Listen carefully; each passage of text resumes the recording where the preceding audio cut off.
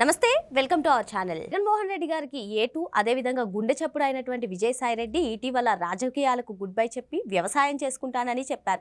మరి ఇప్పుడు సడన్గా పొలిటికల్గా నేను రీ ఎంట్రీ ఇస్తాననడానికి రీజన్ ఏంటి? అసలు ఏ పార్టీలో ఆయన జాయిన్ అవ్వాలనుకుంటున్నారు? ఆయన చేసినటువంటి కామెంట్స్ ప్రస్తుతం అయితే ఏపీ రాజకీయ వర్గాల్లో హాట్ టాపిక్గా మారాయి. మరి ఇదే అంశంపైన చర్చించడానికి మనతో పాటుగా ఉన్నారు ప్రముఖ ఆర్థిక రాజకీయ సామాజిక విశ్లేషకులు అపసాని రాజేష్ గారు.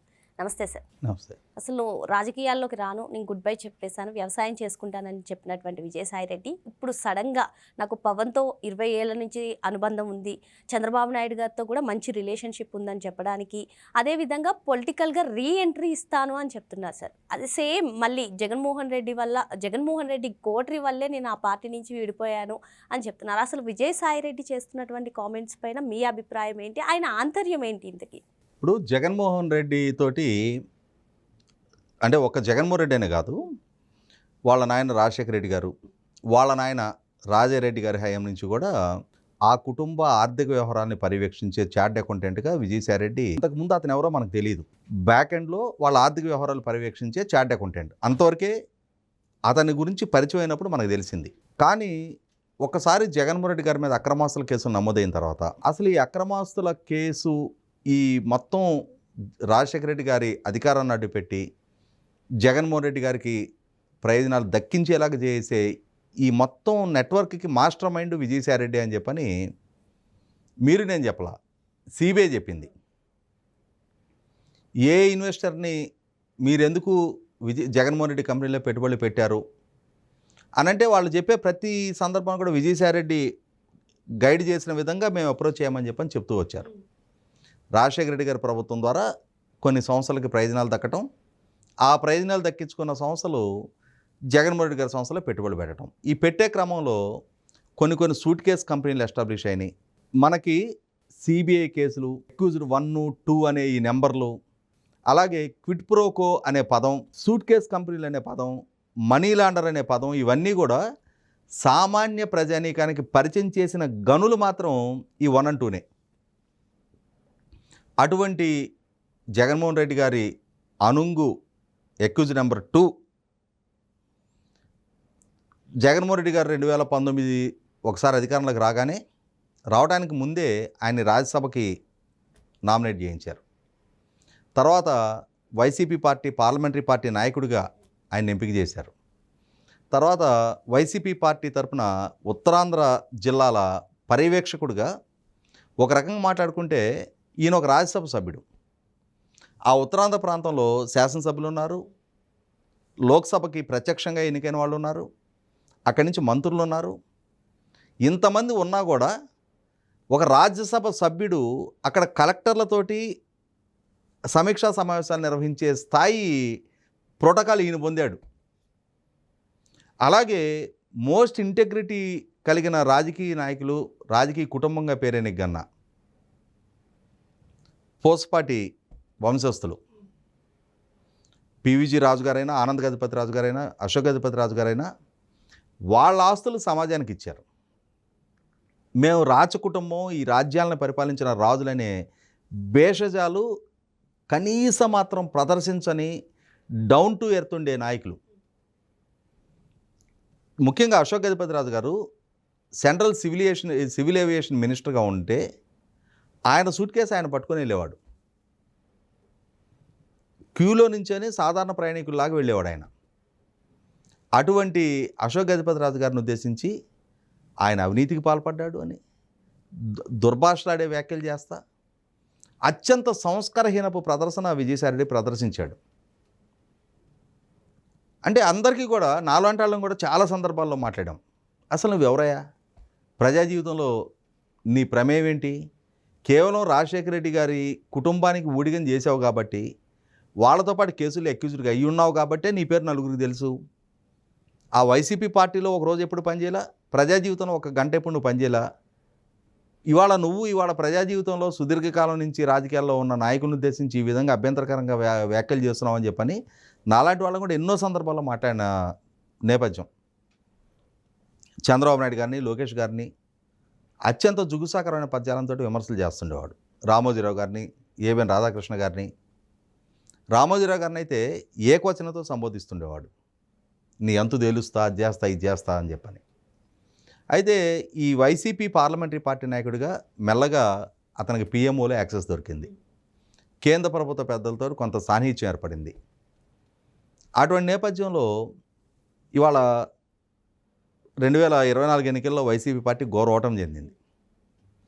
ఓటమి చెందిన తర్వాత సడన్గా ఇతనిలో ఒక ట్రాన్స్ఫర్మేషన్ కనపడింది మనకి. కొన్నాళ్ళ నుంచి వైసీపీ పార్టీకి దూరంగా ఉంటూ వచ్చాడు. తర్వాత కాకినాడ సీపోర్ట్స్ వాటాల బదిలీ అంశంలో ఇతనే నన్ను బెదిరించాడు అని చెప్పని స్వయాన కేవీ రావు గారి ఇచ్చిన ఫిర్యాదు మేరకు అతని మీడియాలోకి వచ్చి నేను కేవీ రావుని బెదిరియటువంటి ఈ వాటాల బదిలీ వ్యవహారం మొత్తం వైవి సుబ్బారెడ్డి కొడుకు చేశాడు అని చెప్పని విచారణలో కూడా వైవి సుబ్బారెడ్డి కొడుకు ప్రస్తావన తీసుకొచ్చాడు. అదే సందర్భంలో ఈ మద్యం కుంభకోణం అంశం వెలుగులోకి వచ్చిన తర్వాత కూడా దీనికి కర్తాకర్మ క్రియ రాజకాశిరెడ్డి అని చెప్పని ముందుగానే విజయసాయిరెడ్డే దాన్ని స్పష్టం చేశాడు మీడియా ముఖంగా కూడా. చివరికి విచారణలో కూడా నాడు ఐటీ అడ్వైజర్గా పనిచేసిన రాజకాశిరెడ్డి బ్యాక్ బోన్గా ఈ మద్యం కుంభకోణం వ్యవహారాన్ని మొత్తాన్ని నిర్వహించాడని వాళ్ళ నిర్ధారణ అయ్యి అతను సుదీర్ఘకాలంగా జైల్లో ఉన్నాడు. అప్పుడు మీడియాలోకి వచ్చి జగన్మోహన్ రెడ్డి ఆయన కోసం నేను చేసిన దానికి నాకు దక్కిన దాన్ని పోల్చి చూస్తే సజ్జల రామకృష్ణారెడ్డి లాంటి వాళ్ళు అక్కడ కోటరీగా ఏర్పడి నా సర్వీసెస్ని అక్కడ డిగ్రేడ్ చేస్తూ నన్ను అవమానించారు అని చెప్పని, నా నాయకుడికి నా మీద నమ్మకం పోయిన తర్వాత ఇంకా పార్టీలో కొనసాగటం వేస్ట్, నేను రాజకీయాల నుంచి నిష్క్రమిస్తున్నా అన్నాడు. ఈ సందర్భంలో కొన్ని డౌట్లు ఉన్నాయి. ఇతను భారతీయ జనతా పార్టీలో చేరబోతున్నాడు అని చెప్పని, ఎందుకంటే తనకు 3 సంవత్సరాల పైగా గడువు ఉన్న రాజ్యసభ సభ్యత్వాన్ని కూడా రాజీనామా చేశాడు. భారతీయ జనతా పార్టీలో చేరబోతున్నాడు. గతంలో పార్లమెంటరీ పార్టీ నాయకుడిగా పిఎంఓలోకి దొరికిన యాక్సెస్ ఇవాళ ఎన్డీఏ కూటమిలో తెలుగుదేశం, జనసేన, భారతీయ జనతా పార్టీతో కలిసి ఉంది కాబట్టి ఇవాళ వైసీపీ ఎంపీగా కనుకుంటే ఆ యాక్సెస్ మెయింటైన్ చేయడం కష్టమవుద్ది. కాబట్టి వాళ్ళ భారతీయ జనతా పార్టీలోకి వెళ్ళి జగన్మోహన్ రెడ్డి తరఫున ఒక కోవర్టుగా అక్కడ పనిచేస్తూ ఇతని ప్రయోజనాలు కేంద్ర ప్రభుత్వ పెద్దల దగ్గర లాబింగ్ చేయడానికి ఆస్కారం ఉంటుంది అనే ఉద్దేశంతో వీళ్ళిద్దరి మధ్య విభేదాలు వచ్చినట్టుగా ప్రచారం చేస్తున్నారు. కానీ ఇన్ని కేసుల్లో అక్యూజ్ నెంబర్ 1 and 2గా ఉన్న జగన్మోహన్ రెడ్డి మద్యం కుంభకోణంలో రాజకాశిరెడ్డి ప్రస్తావన, లేదు కాకినాడ సీపోర్ట్స్ ఇష్యూలో వైవి సుబ్బారెడ్డి కొడుకు ప్రస్తావన తెచ్చినప్పుడు ఈ అక్రమాస్తుల కేసుల్లో జగన్మోహన్ రెడ్డికి ప్రయోజనం దక్కిందా లేదనేది కూడా తాను అప్రూవర్గా మారి సిబిఐ కోర్టులో సిబిఐకి తాను అప్రూవర్గా మారొచ్చు కదా అని చెప్పని ప్రజల వైపు నుంచి వస్తుంది. కానీ వీటిల్లో జగన్మోహన్ రెడ్డి అమాయకుడు ఆణిముచ్చు అనే చెప్తున్నాడు. అంటే ఇక్కడ వివేకానంద రెడ్డి గారి హత్య కేసు విషయంలో అవినాష్ రెడ్డి ప్రస్తావన తీసుకొస్తా ఉన్నాడు. కానీ జగన్మోహన్ రెడ్డి ప్రస్తావన కానీ ప్రమేయం గురించి కానీ ఎప్పుడు ఎక్కడా మాట్లాడడం. ఇటువంటి సందర్భంలో జగన్మోహన్ రెడ్డిని కాపాడుతూ కొంతమందిని బలిపశువులుగా వాళ్ళ మీదకి కేసులు ఫోకస్ అయ్యే విధంగా ప్రయత్నం చేస్తున్నాడేమో అని చెప్పనే చర్చ కూడా జరుగుతూ ఉంది. లేదు నిజంగానే ఆ కుటుంబానికి దశాబ్దాల తరబడి అంతటి సర్వీస్ చేస్తే ఇంతగా హ్యూమిలేట్ చేశారా, చేస్తే ఇవాళ గాయపడ్డ మనసుతోటి అతను తన ప్రతిఘటనని ఈ విధంగా తెలియజేస్తున్నాడు అని చెప్పని కూడా అనుకుంటా ఉన్నారు. అయితే ఒకటైతే వాస్తవం, ఇవాళ మాయల పకీరు ప్రాణం చిలకలో ఉన్నట్టుగా జగన్మోహన్ రెడ్డికి సంబంధించిన ప్రతి రహస్యం ఇతని గుప్పెట్లో ఉన్నాయి. ఇతనితోటి శత్రుత్వం అంటే అది ఎంత ఖరీదైనది, రేపటి రోజున తన భవిష్యత్తుని ఏ తీరాలకు చేర్చగలుగుద్దో తెలియనంతటి అమాయకుడు జగన్మోహన్ రెడ్డి కాదు. రేపటి రోజున విజయసాయిరెడ్డి కనుక ఏదో ఒక భావావేశంలో అప్రూవర్గా మారి సిబిఐ దగ్గరికి వెళ్ళి తన నోరు ఇప్పితే చాలా రహస్యాలు, చాలా బతుకులు బట్టబయలవుతాయి. సార్ మీరు చెప్పినట్టుగానే డైరెక్ట్గా కూటమిలో భాగమైనటువంటి ఏ పార్టీలోకి డైరెక్ట్గా వెళ్ళినా ఇటువంటి ప్రాబ్లం వస్తుంది, జగన్మోహన్ రెడ్డి నుంచి ప్రాణహాని ఉంటుందనే ఆయన కొన్ని రోజులు గ్యాప్ తీసుకుని ఇప్పుడు ఈ అంశాన్ని తెరపైకి తీసుకొచ్చారని ఒకరు చెప్తున్నారు సార్. మరొకటి 2029 ఎన్నికలే లక్ష్యంగా జగన్మోహన్ రెడ్డికి కోవర్టుగా పనిచేయడానికే ఈ 3 పార్టీల్లో ఏదో ఒక పార్టీలో జాయిన్ అవ్వాలని చూడాలని కొందరు చెప్తున్నారు. అదే ఒక రకమైన కన్ఫ్యూజను. అతని అడుగులు చూస్తున్న ప్రజలకి రకరకాల వర్షన్స్ చాలామంది అవుతూ ఉన్నాయి. నేను ఇందాక చెప్పినట్టుగా ఒక వర్షను జగన్మోహన్ రెడ్డి కోవర్టుగా పనిచేస్తున్నాడని ఉంది, రెండో వర్షను జగన్మోహన్ రెడ్డి వల్ల అవమానం పడి గాయపడ్డ మనసుతోటి అతన్ని ప్రతిఘటించడానికి ప్లాట్ఫామ్ సిద్ధం చేసుకుంటున్నాడు అన్న వార్తలు కూడా వినిపిస్తూ ఉన్నాయి. నాకున్న సమాచారం అయితే తను ఒక న్యూస్ ఛానల్ పెట్టే ఆలోచనలో ఉన్నాడు. చాలా అవమానపడ్డాడనే విన్నా నేను కూడా. జగన్మోహన్ రెడ్డి వల్ల, జగన్మోహన్ రెడ్డి చేత, అతని సమక్షం, అతని అనుయాయుల చేత కూడా చాలా అవమానాలు ఎదుర్కొన్నాడు. ఈ అవమానాలు ఎదుర్కొన్న నేపథ్యంలోనే నేనేంటో చూపించాలి అనే ఒక ప్రతీకార ధోరణి అతనిలో కూడా పెరిగిందని విన్నా నేను. ఒకవేళ అదే కనుక నిజమైతే మాత్రం జగన్మోహన్ రెడ్డి ప్రాణం చిలక చేతిలో ఉన్నట్టుగా జగన్మోహన్ రెడ్డికి సంబంధించిన ప్రతి రహస్యం ఇతని గుప్పెట్లో ఉన్నాయి. ఇతను నోరు తెరిస్తే శాశ్వతంగా జగన్మోహన్ రెడ్డి రాజకీయ భవిష్యత్తు సమాధిఘాతం కూడా కారణమే. మరి పరిస్థితుల పరిణామాలు, ఈ మారుతున్న తీరు చూస్తుంటే నిజంగానే ఇతను ఇప్పుడు చంద్రబాబు నాయుడు గారి గురించి, పవన్ కళ్యాణ్ గారి గురించి సాఫ్ట్గా మాట్లాడుతున్న నేపథ్యం చూస్తే ఒకనాడు వీళ్ళ మీద విరుచుకుపడ్డ తీరికి, ఎందుకంటే అతనికి ఇక్కడ ఒక అంశం కూడా గుర్తు చేసుకోవాలి. తారకరత్న గారి సతీమణి ఇతనికి స్వయాన తోడలుడు కూతురు. తారకరత్న చనిపోయినప్పుడు కుటుంబ పెద్దగా ఇతను అక్కడ నిలబడ్డాడు. ఓ పక్క తారకరత్న బాబాయిగా బాలకృష్ణ గారు, తారకరత్న మేనత్త భర్తగా చంద్రబాబు నాయుడు గారు ఈ వైపు నుంచి కుటుంబ పెద్దలుగా ఆ కార్యక్రమాలన్నింటిలో పాల్గొన్నారు. దుస్సంఘటన జరిగినప్పుడు ఆ కుటుంబ పెద్దలుగా వీళ్ళు మాట్లాడుకోవడం జరుగుద్ది.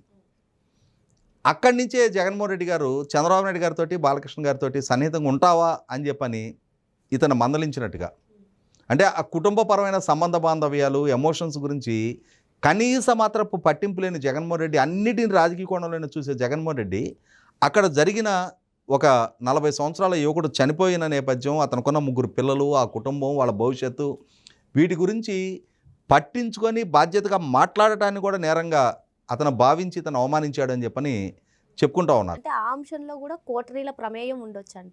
అక్కడ డెఫినెట్గా జగన్మోహన్ రెడ్డి ఎవరి మీద అయితే డిపెండ్ అయ్యి వాళ్ళనే సోర్సులుగా భావిస్తూ ఉన్నాడో వాళ్ళు జగన్మోహన్ రెడ్డికి రాంగ్ ఫీడింగ్ ఇస్తూ వచ్చారు.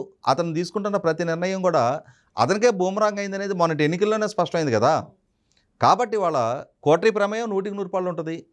విజయసాయిరెడ్డిని వీలైనంత దూరంగా పెడితే ఆ స్థానంలో ప్రాధాన్యత మాకు దక్కుదు కదా అని చెప్పని గోతికండ అక్కడలాగా పనిచేసి ఉండేవాళ్ళు ఉంటారు.